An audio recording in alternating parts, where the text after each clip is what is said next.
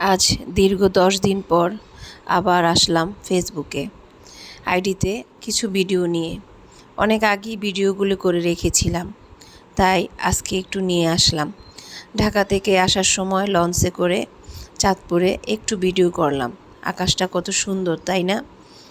আস্তে আস্তে ভাবলাম নদীটা কত যে স্নিগ্ধ এবং ভালো লাগার মতন। নদীর দিকে তাকালে মনটা ভরে যায়।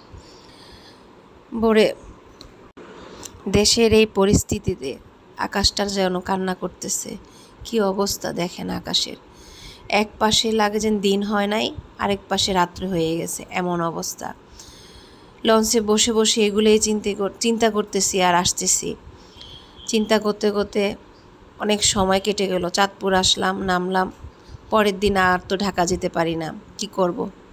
কারফিউ দিয়ে দিয়েছে। ছেলেকে রেখে আসলাম, মনটা পড়ে আছে ঢাকায়। আমার হাজব্যান্ড আমার মন ভালো করার জন্য গ্রামের বাড়িতে নিয়ে গেল।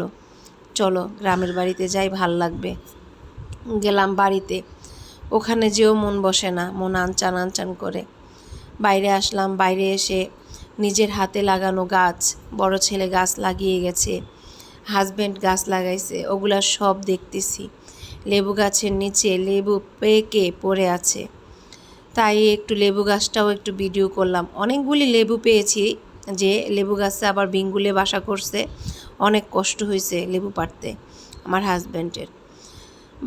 বাড়ির বাহিরটা আজকে দেখালাম, আরেকদিন বাড়ির ভিতরটা দেখাবো।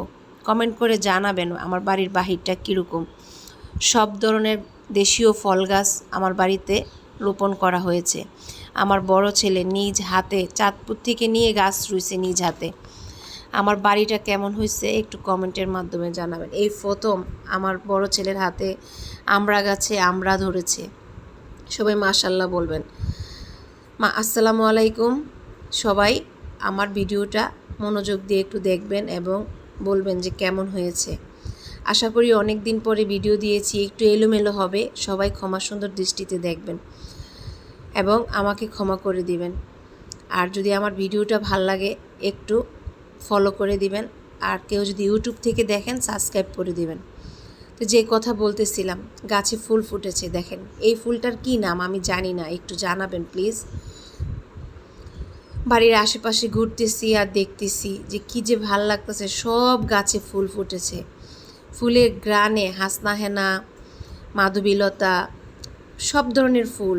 কি যে সুন্দর গ্রান, ওফ, গ্রানে মনটা ভরে যায়। আমাদের হাতে রোয়া তেজপাতা গাছ অনেক বড় হয়েছে মাশাল্লাহ। বাড়ির আশেপাশের মানুষ সবাই এই গাছ থেকে তেজপাতা নিয়ে রান্না করে। তেজপাতা গাছ মানুষ বলে নাকি আমাকে পছন্দ না হয়, তেজপাতার মতো লাগে। যাই হোক, ঢাকা চলে আসলাম কারফিউ দিয়ে, হাজব্যান্ড আর আমি। মনটা তো ঢাকাতেই, আমার ছেলেটা ঢাকাতে আছে। ঢাকাতে যাওয়ার পর ছেলেকে যখন বুকে ধরলাম তখন মনে হলো দুনিয়াটা আমার কাছে একটা শান্তির জায়গা। আল্লাহ, সকল বাবা মাকে তুমি শান্তি করে দিও, আর কোনো বাবা মার কোল খালি করো না গো আল্লাহ। দেশটাকে সহজ করে দাও, সব কিছু সহজ করে দাও। একটু কাজ ছিল, হাজব্যান্ড ওয়াইফ দুজনে উত্তরা গেলাম। রাত্রে যাওয়ার পরে দেখি সব দোকানপাট বন্ধ। একটু ক্ষুধা লাগছে, দুজন মিলে পথে নেমে হাউস বিল্ডিংয়ে নেমে একটু খাওয়া দাওয়া করলাম। খাওয়া দাওয়া করে আবার বাসার দিকে রওনা দিলাম। বাসায় যেতে যেতে চিন্তা করলাম কি সুন্দর দেশটা কি হয়ে গেল। দেশটাকে তুমি সহজ করে দাও আল্লাহ, সহজ করে দাও। সব কিছু যেন ঠিক হয়ে যায় আগের মতন। আসলাম ছেলেকে নিয়ে আবার চাঁদপুরে আসার পর একটু মনটা হালকা লাগতেছে। ছেলেকে নিয়ে আসতে পারছি। আল্লাহ, তুমি সবাইকে হেফাজতে রাখো, সহি সালামতে রাখো, এই দেশটাকে তুমি মুক্ত করো। কিছু হালকা পাতলা কেনাকাটা ছিল, কেনাকাটা করে নিলাম। কেমন হয়েছে একটু আমার আংটিগুলো আমার হাজব্যান্ড খুব পছন্দ করে কিনে দিছে আমাকে। একটা পায়েল, দুটা আংটি, একটা ব্রুজ, এই টুকটাক সামান্য কিছুতেই মনটা অনেক বড় হয়ে যায়। হাজব্যান্ডের পছন্দের জিনিস তো। দেখেন আমার ছেলে টাইসনের সাথে খেলা করতেছে বাসায় শুয়ে শুয়ে। টাইসনের চোখ দুটা যে কত সুন্দর মাশাল্লাহ, মায়াবী। ওর জন্য দোয়া করবেন, ওর জন্য একটু সুস্থ হয়ে যাবে। একটু অসুস্থ তো, একটু দোয়া করবেন। অনেক দিন পর রান্না নিয়ে আসলাম, বাইলা মাছ দিয়ে নারিকেল দিয়ে আমার হাজব্যান্ড খাবে, খুব পছন্দের তরকারি। লতি দিয়ে বাইলা মাছ দিয়ে নারকেলের তরকারি। একটু হালকা পাতলা রান্না করলাম চাঁদপুরের বাসায়, অনেক দিন পরে রান্না করলাম।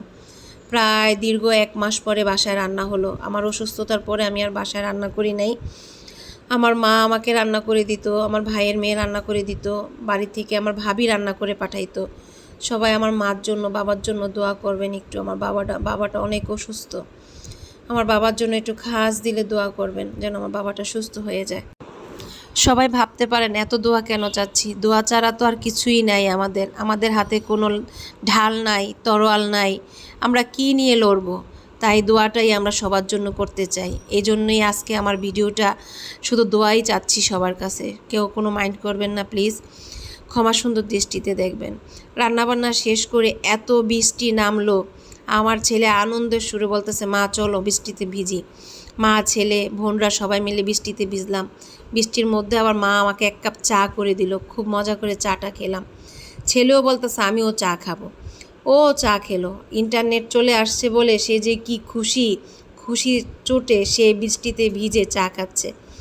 ওদের ভাই বোনদের আনন্দ দেখেন, কি যে মজা করছে। সে আমার ছোটোকালে আমি ফিরে গেলাম ওদের আনন্দ দেখে। আর এই টুনটু বুড়িটা দেখেন কি মজা করতেছে। ওকে তো নিতেই পারতাছি না বৃষ্টি থেকে। ও বৃষ্টিতে আরও ভিজবে।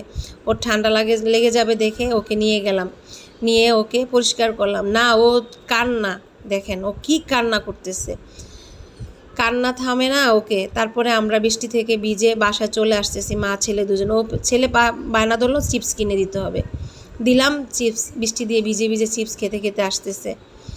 আসার পরে দেখলাম রাস্তার মধ্যে ওরে পানি, চাঁদপুরে মনে হয় বন্যার পানি, হাঁটু সমান পানি।